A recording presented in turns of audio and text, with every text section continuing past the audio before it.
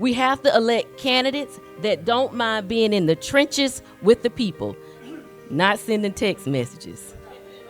Y'all got that text message? Okay. I'm gonna tell you a quick story about being in the trenches.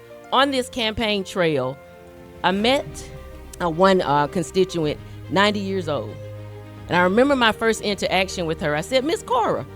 She said, yes. I said, oh my God, you're 90 years old. She said, I don't know you. I said, yes, ma'am, you don't. So I said, well, I'm going to come out to your home and introduce myself to you. And she said, okay, come on out.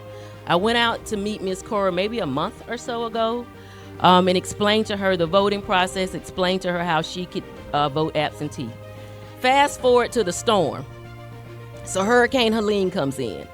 I, like most of you all, lost power. We had some property damage. But my focus remained on my family and my community in that time frame. I saw on Facebook that the city was looking for help to pass out MREs and water.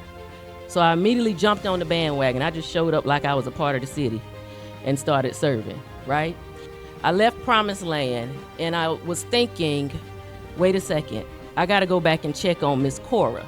So I loaded up my car up with supplies to take back and go check on Miss Cora and her sister-in-law. When I got to Miss Cora's house, she was sitting outside under a tree, just as calm as she could be. I pulled up in the driveway and I got out the car with my same old Miss Cora. She said, yes. I said, you remember me? But this time I pointed to the sign that I had in her yard. She said, I sure do.